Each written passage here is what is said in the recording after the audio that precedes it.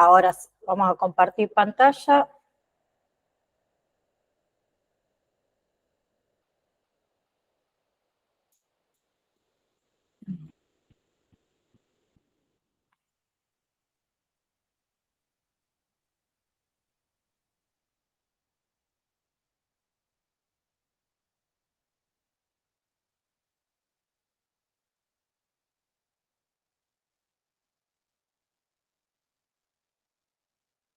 Bien, nos quedaba ver esta parte que es la parte de nuestros 3 diferentes tipos de cerebro. Bien, tenemos primero el cerebro reptiliano, que es el cerebro más básico y el más antiguo. Este se encarga de todas las cuestiones de alerta y todas las cuestiones automáticas, de automatismo. Bien, es el más inconsciente. Y esta estructura también se limitaría a hacer que aparezcan conductas mucho más simples y también impulsivas. ¿Bien? Son parecidas a rituales que siempre se repiten del mismo modo, dependiendo de los estados fisiológicos del organismo, como es el miedo, el hambre, el enfado, entre otras. Y el control de las funciones vitales de lo que es la respiración, la presión sanguínea, el equilibrio, la coordinación. ¿Bien? Luego tenemos el cerebro límbico, que en lo que es el sistema límbico aparece este tipo de cerebro con los mamíferos más primitivos, y sobre también la base del complejo reptiliano. Fue presentado como una estructura responsable de la aparición de las emociones, de esas emociones asociadas a cada una de las experiencias que uno vive. Su utilidad tiene que ver con el aprendizaje. Si una conducta produce emociones que son agradables, tendemos a repetirlas o a intentar también cambiar nuestro entorno para que eso se produzca de nuevo. Mientras que si nos produce un dolor, vamos a recordar esa experiencia y evitaremos volver a pasar por lo mismo.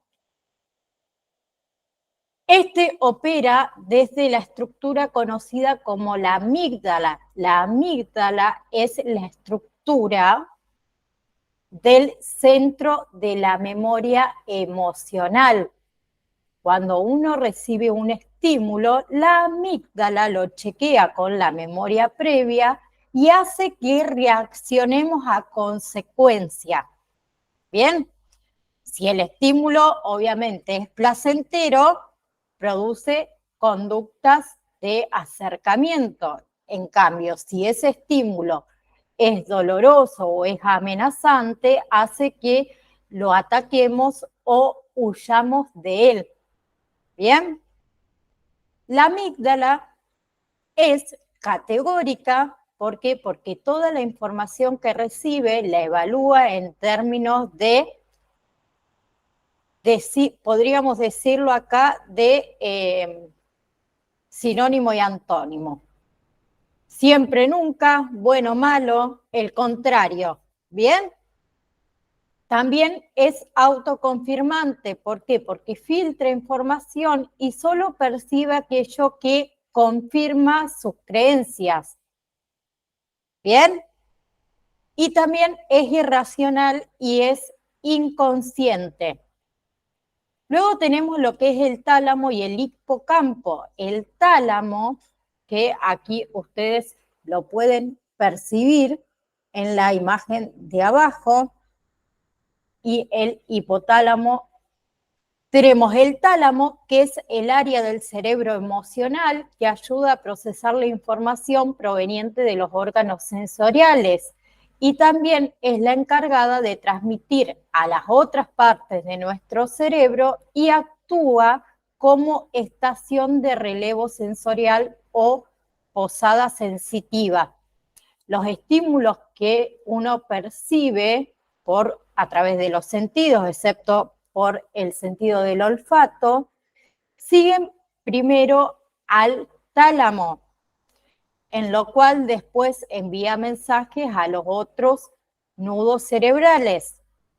El hipocampo es otra estructura del cerebro emocional que opera como el centro de la memoria conceptual, el que recuerda las situaciones y los lugares.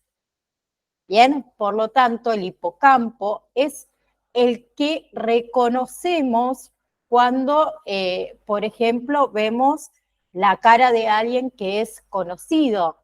Bien, pero la amígdala es la que nos dice cómo nos cae esa persona. ¿Se entiende? El hipocampo es quien reconoce, podemos decirlo. En cambio, la amígdala es quien nos dice cómo nos cae. Bien, trabajan las dos juntas. Como dice acá el ejemplo, no es lo mismo ver un oso en un zoológico que verlo en el jardín de tu casa. El hipocampo se ve muy afectado cuando uno sufre de estrés. Y luego tenemos la neocorteza, que el neocórtex es el hito evolutivo más reciente del desarrollo de nuestro cerebro. Esta estructura es tan compleja que reside la capacidad para aprender todos los matices de la realidad y de trazar los planes y las estrategias más complicadas y también originales. Si el complejo reptiliano, que era el primero que hemos visto, se basa en la repetición de procesos totalmente por la propia biología, la neocorteza era permeable a todo tipo de sutileza proveniente de lo que es el entorno y el análisis de nuestros propios actos. Podría considerarse también la sede de la racionalidad. ¿Bien? ¿Por qué? Porque nos permite la aparición del pensamiento, de ese pensamiento sistémico y lógico que existe más allá o independientemente de las emociones y de las conductas programadas que tenemos nosotros por nuestra genética. A modo de ejemplo, cuando nos asustamos ante un ruido fuerte, se activa nuestro cerebro reptiliano. En cambio, cuando nos enfadamos y damos un golpe en la mesa, actúa nuestro sistema límbico. En cambio, cuando valoramos y recapacitamos sobre nuestros actos, ahí actúa el neocórtex, o también lo podemos llamar cerebro racional. ¿Se entendió? No, acuérdense que yo no las veo, así que habilítenme el micrófono. ¿Se entendió qué es cada uno de los tres cerebros?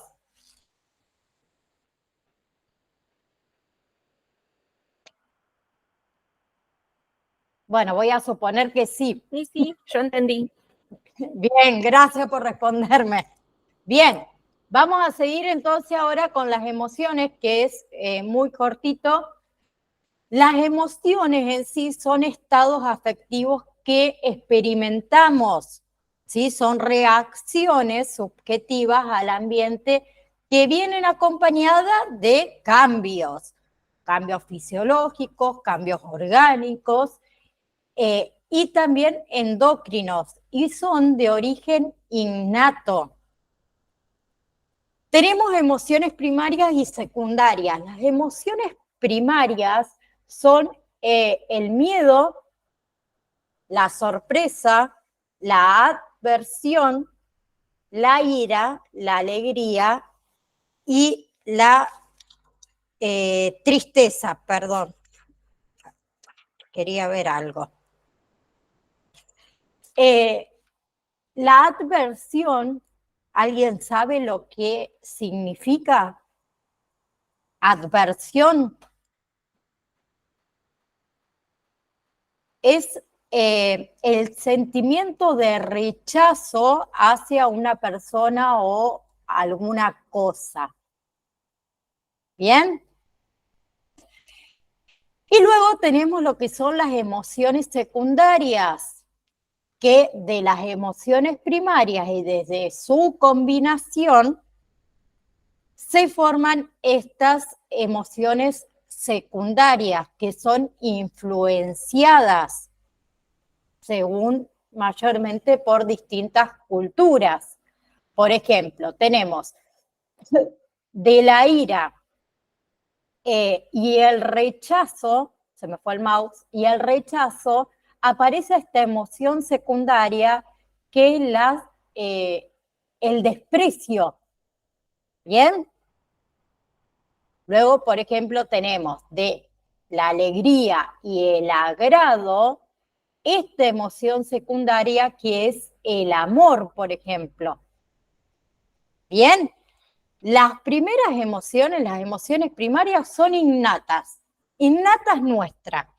En cambio, las emociones secundarias son la combinación de las emociones primarias y son influenciadas. ¿Bien?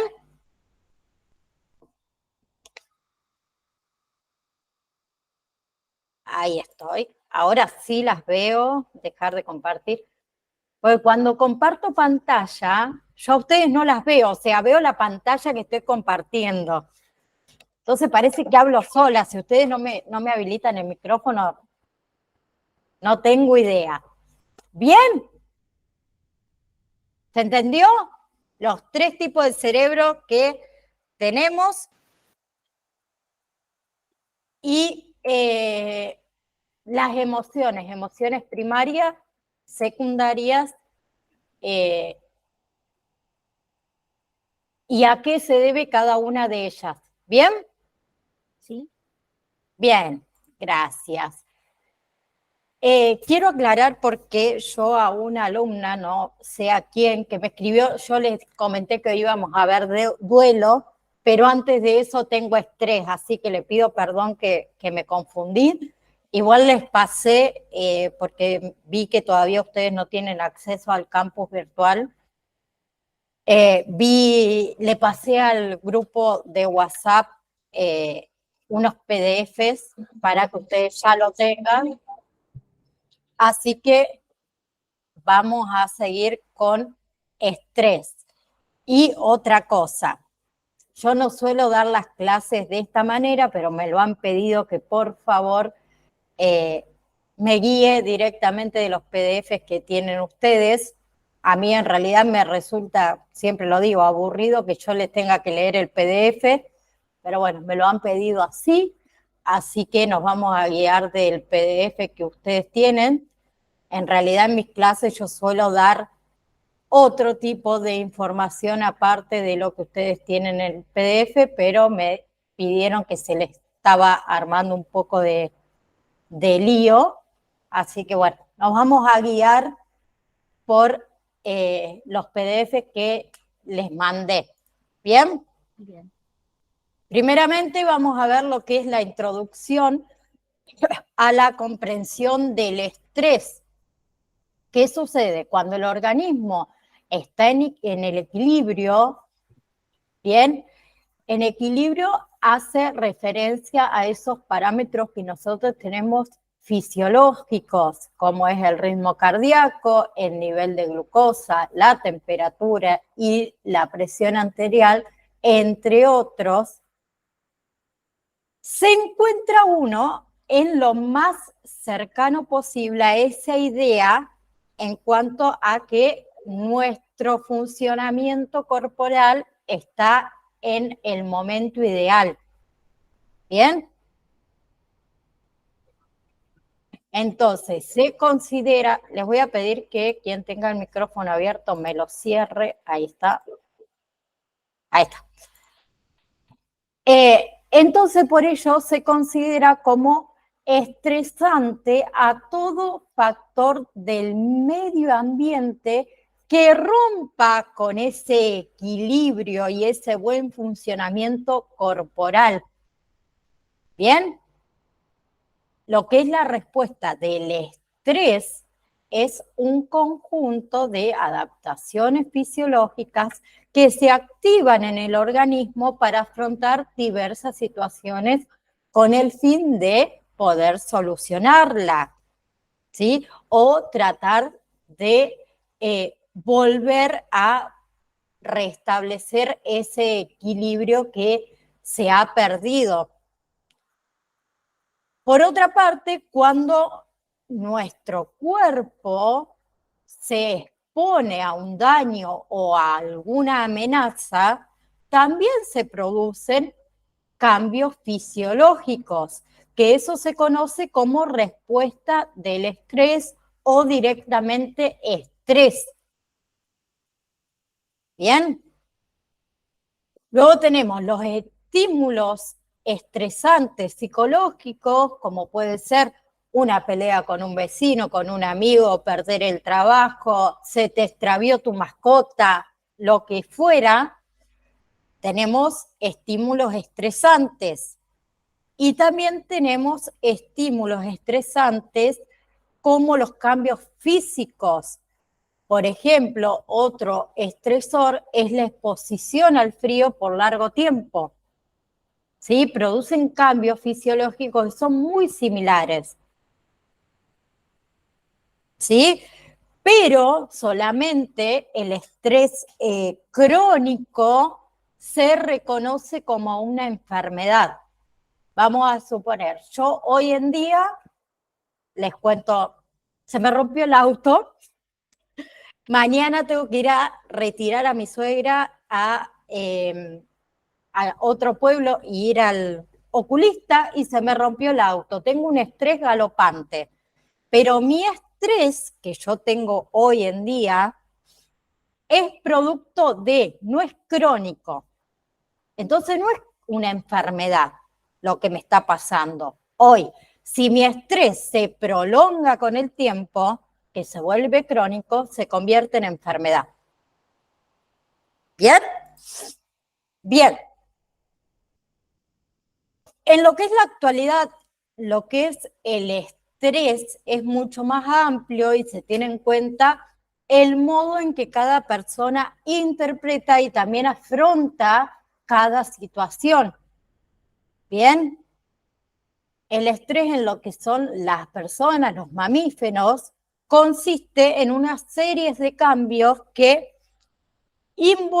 involucran principalmente a dos tipos de hormona. Por un lado, la adrenalina, que también es llamada epinefrina, que es un compuesto químico que segrega el cuerpo a través de las glándulas suprarrenales para reaccionar rápidamente ante situaciones de peligro que nos exigen a uno estar alerta y activo. Y por el otro lado tenemos los glucocorticoides, como es el cortisol, que el cortisol es una hormona que tiene efecto en prácticamente todos los órganos y tejidos del cuerpo y que ayuda a responder ante el estrés, reducir también el cortisol, también reduce la inflamación, regula los niveles de azúcar en sangre, controla la presión arterial, bueno, entre otras funciones que tiene. Las funciones de las dos hormonas, tanto la adrenalina como los glucocorticoides, ¿sí? Es la de movilizar esa energía corporal, ¿sí? Hacia los músculos con el fin de que uno pueda llevar adelante diversas conductas, como por ejemplo la de huida y ataque. ¿Bien? Y tenemos cambios que son muy notables en el cuerpo cuando uno está estresado, que es, por ejemplo, el aumento de la frecuencia cardíaca, de la respiración, ¿sí? La respiración se vuelve más superficial y mucho más alta, hay un aumento de la glucosa en sangre, bien, aumento también de la cantidad de sangre en los músculos, comenzamos a sudar más de lo normal, se produce un aumento de la temperatura corporal y también un aumento del consumo de oxígeno. Y por último, también se produce un aumento de la evacuación de orina y materia fecal. ¿Bien? Bien.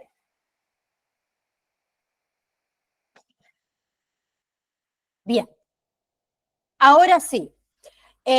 Luego tenemos lo que es la tensión extrema, ¿sí?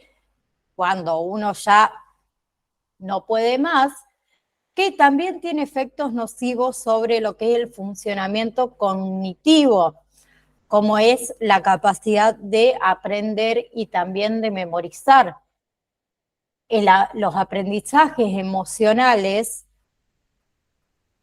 contrariamente, quedarán consolidados, ¿bien? Ya que puede fijar en la memoria que un lugar es peligroso, que es fundamental esto para la supervivencia. Luego tenemos los primeros trabajos sobre el estrés, que en la década de 1930, Seiler, ay, nunca me sale el nombre, Sellier. Bueno, soy media mala para pronunciarle estos apellidos raros. Sellier en realidad sería, que fue un filósofo y médico canadiense que él empezó a investigar con ratas y pudo observar que tenían determinados síntomas en respuestas de ciertas situaciones que eran displacenteras a las que él las sometía.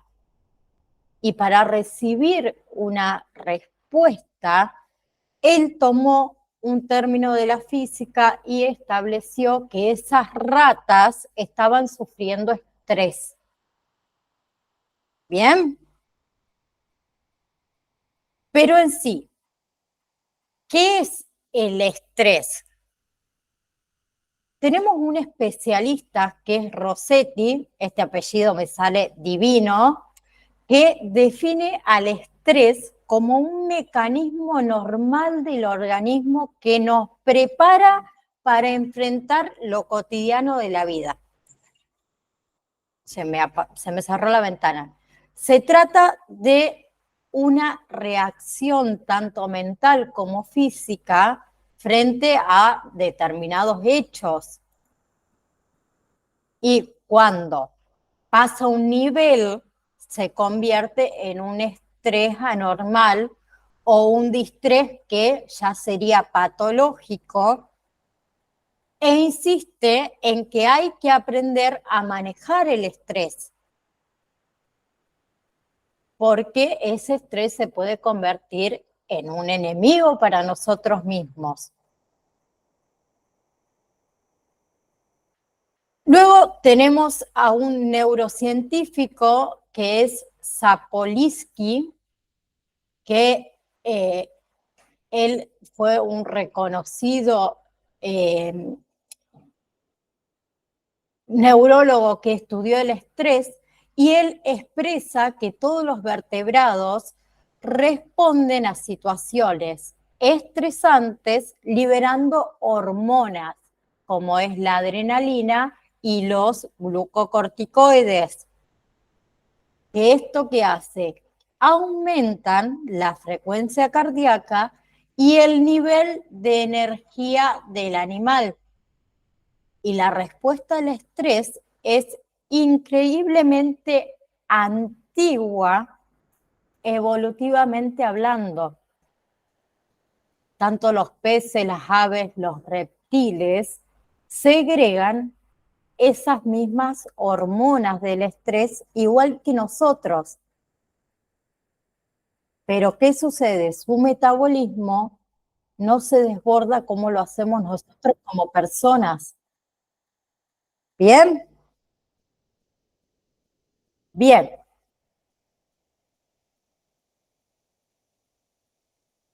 Acá vamos a ver, no, antes de eso vamos a ver lo anterior, perdón. El estrés sí es un fenómeno que es adaptativo, que contribuye con la supervivencia y también con un adecuado desempeño y rendimiento en diferentes actividades de la vida. Necesitamos cierto nivel de actividad para ponernos en acción, ¿sí? Y lo que resulta negativo es cuando las situaciones pasan a hacernos sentir fuera de control o que esas exigencias son demasiado excesivas y se nos convierte en estresante para nosotros mismos.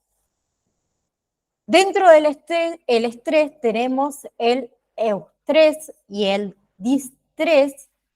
El eustrés se refiere a situaciones en las cuales el estrés genera la activación necesaria que lleva a lograr resultados que son convenientes y que son positivos a un costo razonable para la persona.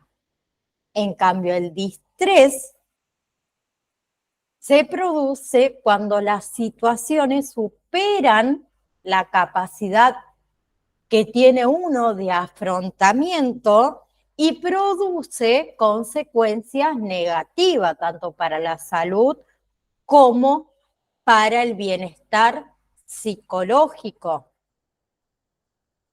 El estrés también tiene etapas. Uno va pasando por diferentes etapas. Tenemos la primera etapa, que es la fase o reacción de alarma, que esta se produce en los momentos iniciales de enfrentamiento con esa situación estresora. Acá se activa nuestro sistema simpático y segregan ¿qué? Adrenalina y noradrenalina. Porque esos cambios fisiológicos están destinados en función de reproducir el mayor de esos despliegues del organismo para lograr esa huida o lucha ante esa situación estresora. ¿Qué hago? ¿A dónde voy? Bien, la adrenalina en sí aumenta la energía y también facilita su distribución a través de lo que es el sistema cardiovascular. También acá se incrementan los niveles de endorfina, ¿sí? ¿Para qué? Para poder aumentar ese estado de alerta con el fin de que uno pueda recuperar el control. ¿Bien? Todas estas reacciones en esta primera etapa preparan a nuestro organismo, como les dije antes, para pelear o para huir ante esa situación estresora. ¿Bien? Luego tenemos la segunda etapa, que es la fase de resiliencia, que después también vamos a ver lo que es resiliencia, pero perdón, acá me equivoqué, la fase de resistencia, ya me estaba yendo para otro lado. que acá lo que hace nuestro organismo es lo contrario que hace en la fase de reacción de alarma, ¿sí? ¿Qué sucede en esta segunda fase de resistencia? Si ese peligro sigue estando, lo que hace nuestro organismo es asegurarse una adecuada distribución de los recursos para que no se agoten. Porque la respuesta fisiológica es producir glucocorticoides. Bien, los glucocorticoides, antes habíamos nombrado uno, ¿quién se lo acuerda? El el cortisol, chicas. El cortisol es uno de los glucocorticoides que lo hace para movilizar nuestras fuentes de energía. En esta segunda etapa lo que predomina es la ansiedad. ¿Bien? ¿Qué hace? El organismo trata de adaptarse a ese estrés continuo que lo afecta o también intenta recuperarse del estado de alarma. Pero ¿qué sucede? No puede alcanzar el estado de equilibrio que se perdió. Lo que provoca esto es que uno continúe sus funciones, aunque lo haga a un nivel mucho mayor de esfuerzo. Bien, se produce un desgaste mayor para uno poder mantenerse activo. ¿Por qué? Porque todavía seguimos con esa situación estresante que no pudimos resolver todavía. Y toda esta situación de este esfuerzo que uno trata de hacer genera cambios emocionales. Uno está más irritable, tiene menor habilidades para manejar otro tipo de estresores adicionales, está cansado, tiene fatiga, no tiene ganas de nada, básicamente. ¿Qué sucede si esas circunstancias se mantienen en el tiempo? Todas esas adaptaciones que uno va consiguiendo llegan a ser totalmente insuficientes y a veces directamente se pierde, y ahí el individuo entra a esta tercera etapa que es la fase de agotamiento o extenuación, que acá se produce ante la incapacidad de uno de poder afrontar esa tensión estresora por más tiempo. Es cuando uno dice, ya no aguanto más, no doy más, y comienza todo ese desbalance en nuestro cuerpo y el organismo nuestro colapsa. Bien, que mayormente ahí las personas es cuando empezamos a decir cualquier cosa, el primero que se nos cruzó nos agarramos, empezamos a responder de diferentes maneras. Deme un segundo, que es verdad que se me rompió el auto, vino el muchacho a buscar la llave. Deme un segundito.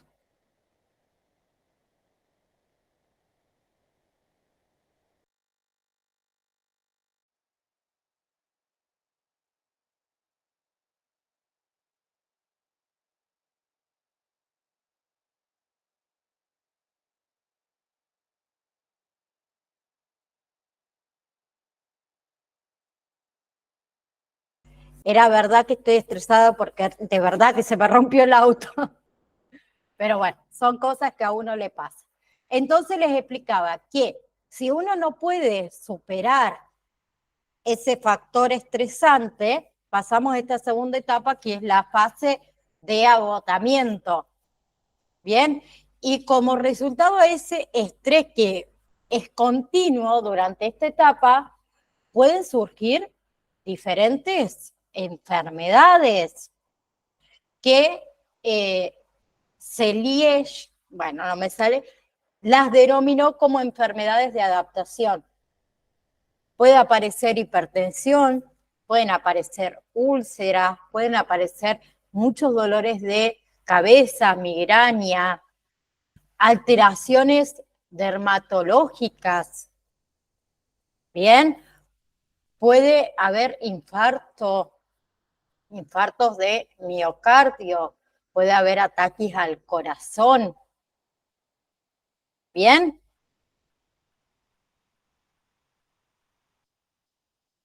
Bien. Luego tenemos lo que son los neurotransmisores, que el estrés causa muchísimos problemas con los neurotransmisores que producen alegría, que producen felicidad y que producen paz. Cuando existe demasiado estrés, esos estados mentales comienzan a decaer, a disminuir.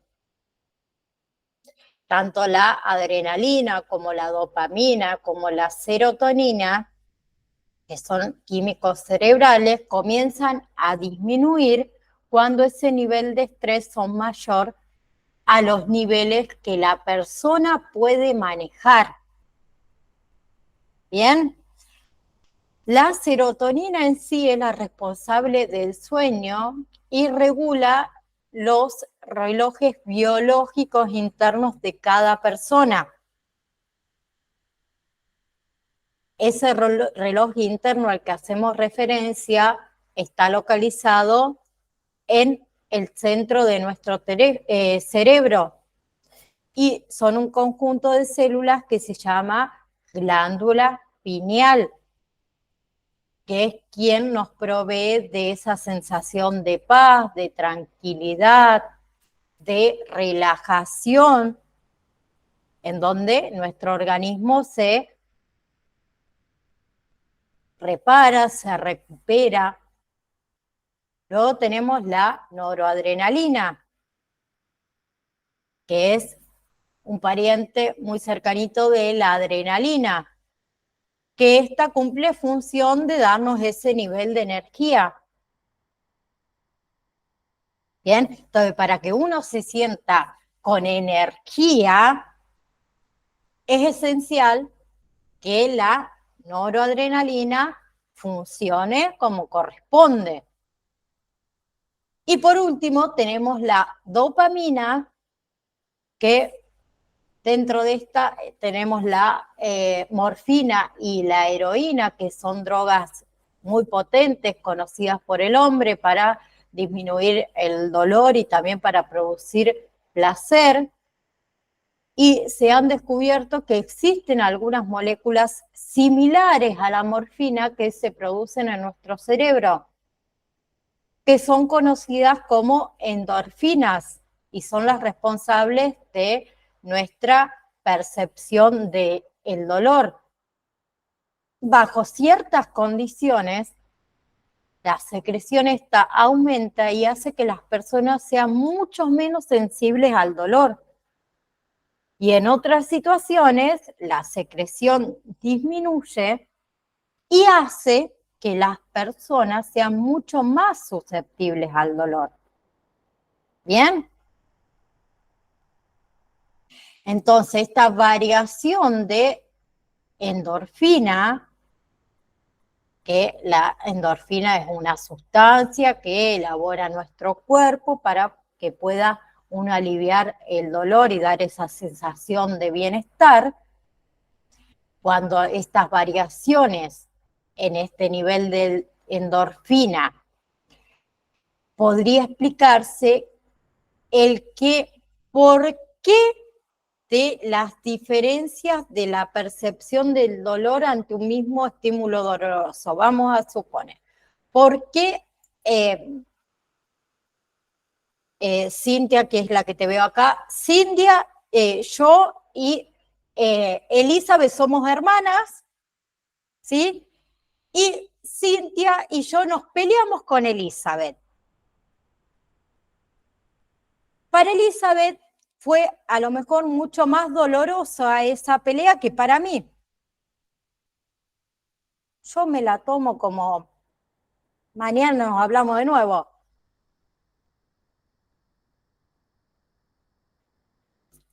Cada uno recibe,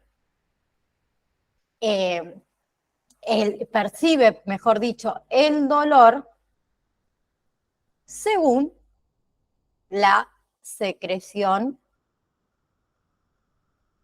que nuestro cuerpo produce. ¿Bien? Ahora bien, lo que es la dopamina, que es nuestro tercer mensajero de la alegría, lo podríamos decir, ¿sí? ¿El qué hace? Se concentra más en áreas del cerebro que están contiguas a los lugares de mayor secreción de la endorfina. Entonces, cuando la función de la dopamina disminuye, también disminuye la función de la endorfina. Cuando hay demasiado estrés, se causa una disminución de la dopamina. Y la persona entonces ahí pierde ese anestésico natural que tenemos nosotros. ¿Bien? Otra cosa que la dopamina hace es dirigir el centro del placer, es permitir a las personas el gozar de la vida. Entonces, cuando el estrés interfiere con este funcionamiento, ¿sí? El centro de placer se hace cada vez más insoportable. A lo mejor las actividades que antes hacíamos ya no nos parecen placenteras, no nos importa. ¿Bien? Luego tenemos lo que es el cortisol. El cortisol es la herramienta principal para combatir el estrés. Es una hormona. Cuando esa secreción de cortisol es alta, nuestro cuerpo en sí se encuentra en son de guerra, decimos.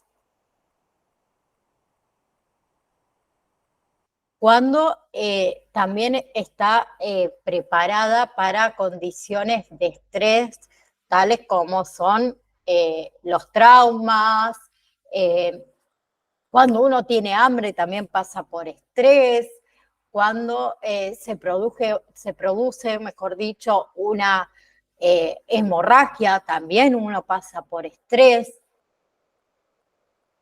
Y normalmente el cortisol disminuye en las noches a medida que uno se relaja y se va preparando para dormir.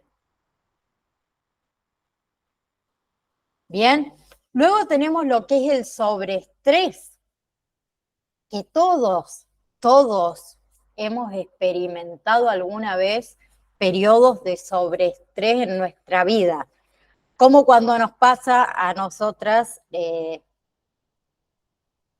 cuando en casa, supone, se te rompió el televisor a los 2 o 3 días, se te quemó la plancha y vos decís, todo me pasa a mí, es todo un conjunto que nos llevan a ese sobreestrés que decís, no, basta, ya no puedo más.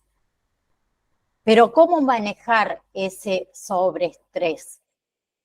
Hay que dormir muy bien. Bien, tenemos que descansar nuestra mente. ¿A qué se refiere a esto? A que el estrés tenemos que levantarnos el ánimo, por ejemplo, hacer lo que te gusta. poner música en tu casa, bailar, leer, ir al gimnasio, salir en bicicleta, que eso incluye también actividad física para manejar el sobreestrés. Bien, buscar los momentos para uno poder descansar y poder recuperarse durante el día.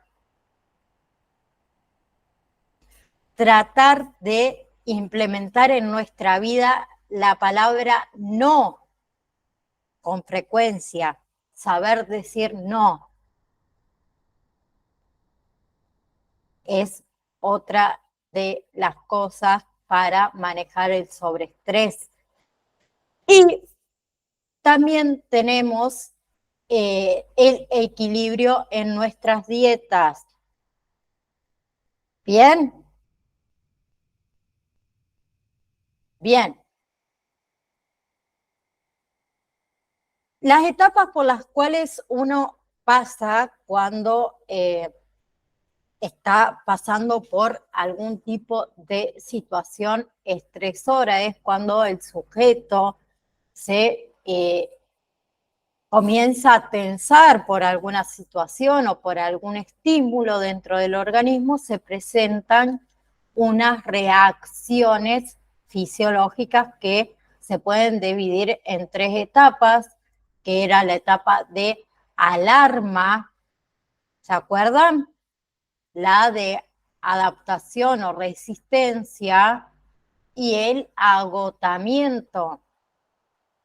En lo que es la etapa de alarma, para repasar, quiero que sepan que se puede manifestar de diferentes maneras: aumento del ritmo cardíaco, debilidad muscular, baja presión sanguínea, bradicardia, taquicardia, arritmia, ¿sí? Aumento de las hormonas del corticoides. Luego teníamos la fase de adaptación o resistencia, que se acuerdan era cuando la amenaza o ese peligro entran en función del sistema nervioso parasimpático, cuando desaparece, que es el que se encarga de relajar a nuestro organismo. ¿Bien? Y por último teníamos el agotamiento, que si esa situación estresante o de peligro continúa por largos periodos, nuestro sistema nervioso nunca tiene la posibilidad de actuar para que ese organismo se recupere y se nos van agotando todos los recursos y aparecen nuevos síntomas. ¿Bien? Pero todo esto del estrés también puede provocar otros tipos de problemas a nuestra salud, que puede agudizarse también problemas que ya teníamos, como por ejemplo las alergias, el asma, el abuso de alcohol o de sustancias psicotrópicas, eso es otra cosa, diabetes, ¿sí? Desequilibrio de hormonas, creo que lo había nombrado antes. Se puede alterar nuestro sueño, nuestra alimentación, podemos volvernos más agresivos, nuestra atención está dispersa también, nuestro sistema inmunitario se debilita, no está alerta. ¿Bien? Y también tenemos síntomas físicos, como pueden ser el cansancio, el agotamiento, el apetito, no tenemos apetito, mucha migraña o jaquecas. Nuestra voz puede cambiar, también un estrangulamiento de la voz, estamos inquietos. Mayormente tenemos las manos y los pies fríos o sudorosos. Hay una tensión muscular. Mayormente esa tensión muscular se da en lo que es el cuello y la espalda, ¿sí? La boca seca. ¿Bien? Bien, tengo 5 minutos más que les voy a dar esto, que es cuando uno vive en situaciones desagradables e inesperadas, pasamos también por 3 etapas, que son reacciones de la mente. Tenemos la etapa de impacto, que es cuando nos sentimos angustiados, cuando estamos preocupados, confundidos, entramos en pánico, estamos tristes, que ese malestar lo podemos manifestar con llanto, con culpa, ¿sí? Y muchas veces nos estamos preguntando qué está sucediendo, por qué, cómo lo resuelvo. Y esta etapa de impacto se acompaña también con 4 tipos de reacciones. Tenemos la primera reacción, que es el sobrecogimiento, que uno comienza a experimentar inmovilidad, el estupor, hasta llegar a lo que es la paralización. Muchas veces esa parálisis, que nos quedamos quietos porque ante X situación, a lo mejor que no lo esperábamos, quedamos como, ¿qué pasó acá? Puede durar un segundo, ¿sí? Y luego de eso, uno comienza a elaborar reacciones de defensa o de huida. En cambio, en otras ocasiones, esa paralización puede ser mucho más prolongada, mientras dure el acontecimiento, ¿sí? Y uno lo va percibiendo ese acontecimiento como si fuera algo lejano, una escena que está pasando por allá. Luego tenemos el otro, el sobresalto, que es una actitud más frenética y que es incontrolable de defensa o escape. ¿Sí? En esta situación, ¿qué sucede? Hay una pérdida de conocimiento, pero solo si se altera la conciencia. ¿Bien? Y después uno recuerda todo en pequeños fragmentos. ¿Bien? Luego tenemos el entumecimiento de la conciencia, que pasado los primeros instantes, y una vez que uno sale del lugar ese de peligro, lo habitual es que se produzca desde una leve sensación de afrontamiento o de extrañeza, ¿sí? Hasta unas escasas respuestas de esos estímulos, ¿sí? Y aparece un embotamiento general, una lentitud en nuestras acciones, ¿sí? Estamos acompañados de esa sensación de lentitud, de que estamos abatidos, ¿bien? Y por último, tenemos la alteración emocional, que paralelamente a eso, la memoria parece volver a adaptarse y tenemos esas erupciones relativas a lo que sucedió, que ya son en forma consciente o por medio de sueños que uno comienza a tener pesadillas recurrentes o ese despertar con, cuando uno se despierta con ese contenido emocional. Bien, estas 4 fases están dentro de la etapa de impacto y tenemos 2 etapas más, que es la resolución intentada, que es cuando empezamos a movilizar todos los recursos para enfrentar la situación y encontrar la situación. Y la adaptación descompensada, que es cuando se afronta ese factor estresante y el resultado es ineficiente, no sirvió para nada, digamos. Y ahí surgen diferentes síntomas como es la agresión, la depresión, la angustia, la ansiedad.